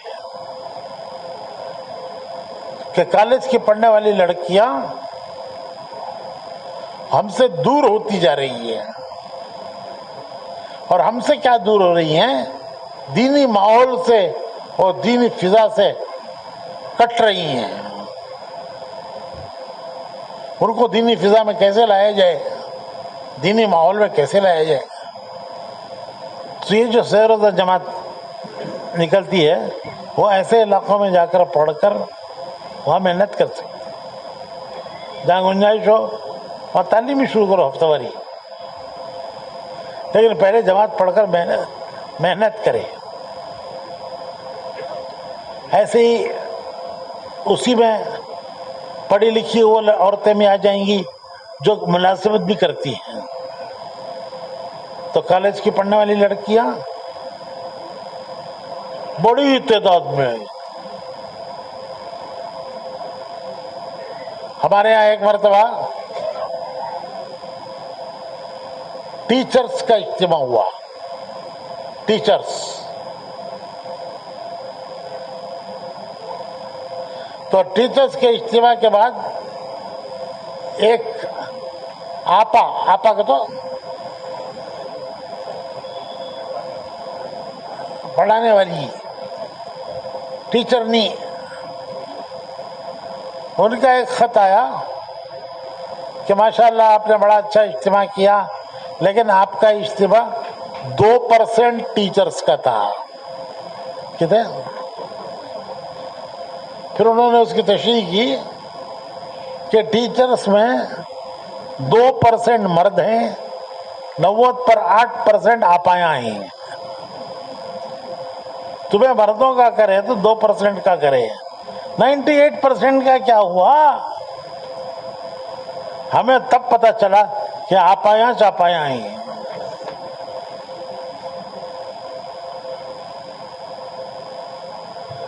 یہ ساری چیزیں جب آپ حلقے کی سطح پر جمع ہو کر سوچیں گے، فکر کریں گے، مرد بھی فکر کریں گے، عورتیں بھی فکر کریں گی، مرد بھی اور کریں گے، عورتیں بھی اور کریں گی، تشکیلیں کریں گے، اس کے لیے جماعتیں بنائیں گے، آئندہ کارگزاری اس کی لائیں گے، ایک اس طرح سے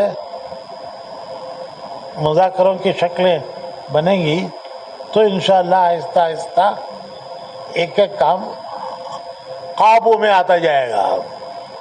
ایسا نہیں ہوتا کہ ایک کام شروع ہو اور فوراً عمل میں آ جائے اور فوراً قابو میں آ جائے. ایک کام شروع ہوتا ہے، اسے وقت لگتا ہے عمل میں آنے، پھر اسے وقت لگتا ہے قابو پانے، لیکن شروع تو کرنا. تو ہمارے شہر میں جہاں تک میں جانتا ہوں، کیونکہ پورے ملک کا حال تو ہمارے سامنے کارگزاریوں میں آتا رہتا ہے، وہ ہمارے شہر میں بنگلور میں جتنا اچھا کام ہے وہ عورتوں کا، اتنا اچھا کام پورے ہندوستان میں کسی بڑے شہر میں نہیں ہے. اللہ کا شکر ہے، اس پر ابھی اللہ کا شکر کرنا چاہیے.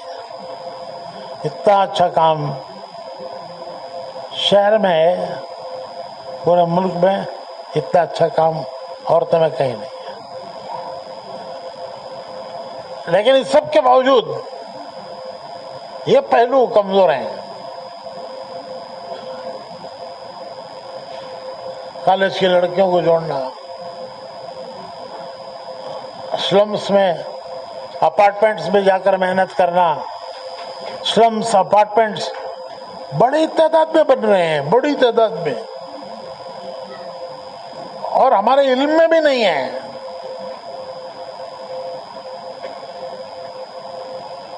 ٹھہرنے کی شکل نہ ہو تو قریب میں ٹھہر کر دن کے وقت میں جا کے وہاں محنت کرنا.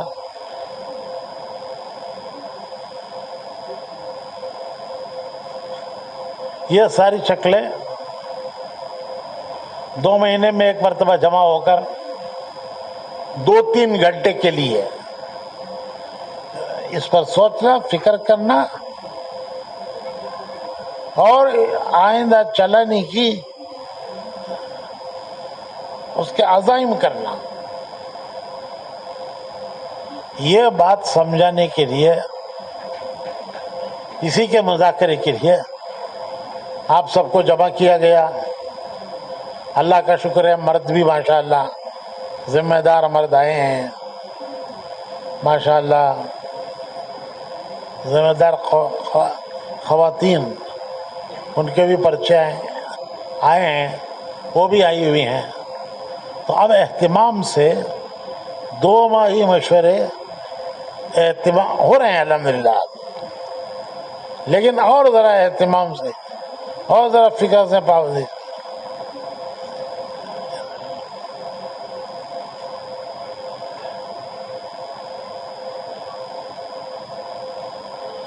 بس اس مذاکرے کے لیے آج جمع کیا گیا تھا. بھائی آؤ، بھائی سامنے آؤ، بولو کیا کیا ہے. اور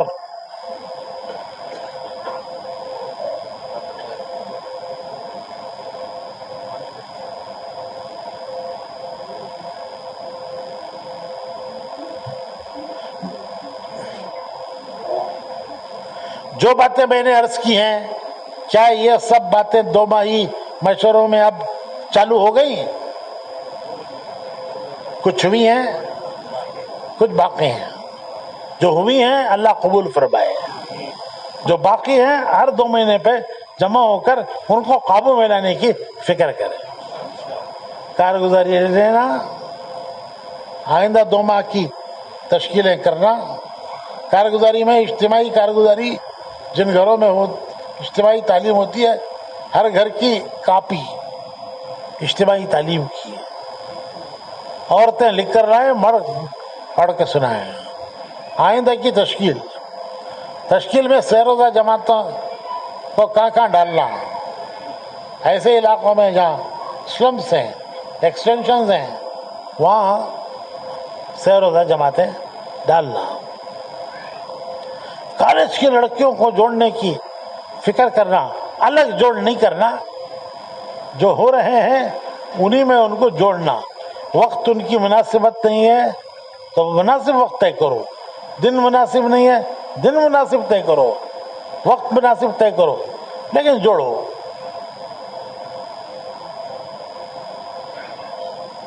یہ بھائی چند باتوں کا مذاکرہ تھا. اور کوئی بات کسی کو کہنی ہو تو بتاؤ.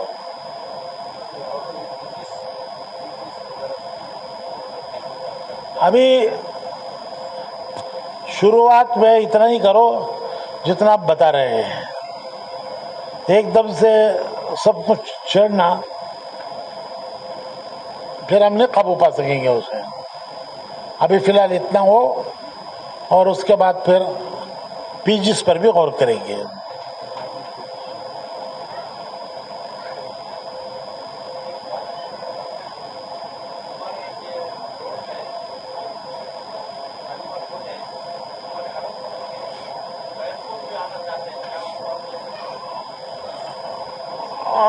ان کو دعوت نہیں دینا، وہ از خود آ جائیں تو ان کو روکنا نہیں ہے، لیکن دعوت نہیں دینا. سوال جواب نہیں، सवाल जवाब नहीं, ये जो 2 महीने में एक मरतबा जुड़ना है, उसमें जो काम करने हैं उसको मैंने तफसील से बताया है कि इनमें कोई काम छूटा है। सारी बातें आ गया और इतना काफी है फिलहाल की, पहले इसे काबू कर लिया जाए। फिलहाल इसे शुरू करो और काबू पाओ। इंशाल्लाह एक आध मरतबा 1-2 महीने के बाद फिर दोबारा जमा करेंगे। आज वक्त तंग हो गया, हमारा भी सफ़र है, वरना 2-4 जगह की हम कारगुजारी भी लेते। 2 माही मशवरे में क्या होती है, 2-4 जगह की तश्कीलें भी पूछते क्या तश्कीलें होती हैं, लेकिन चूँकि वक्त तंग है इस मरतबा नहीं हो रहा है, आइंदा करेंगे।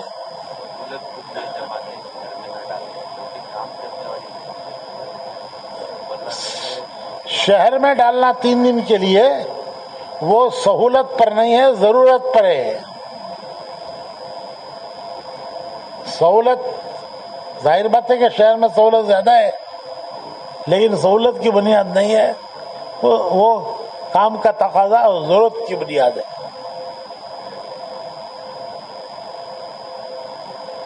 अब क्या करना बोलो भाई?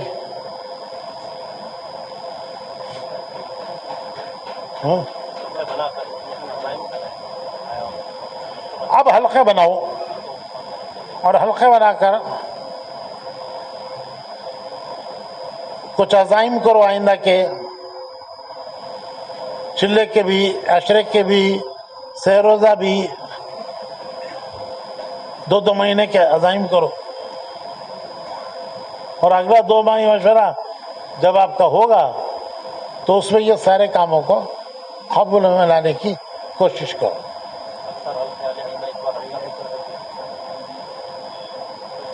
तो हल्का बना लें, थोड़ी देर हल्का बना लें, फिर दुआ कर लेंगे। हाँ, बैरून की भी तशकील करो, चिल्लों की भी करो।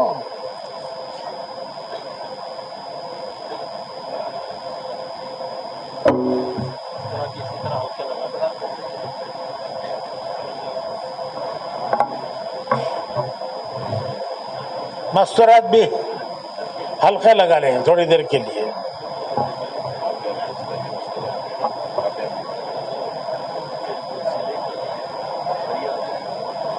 आगे बात पूरी अच्छा वजाहत के साथ अल्लाह का शुक्र। आखिर में मुझे नींद भी आ गई, पीने पानी।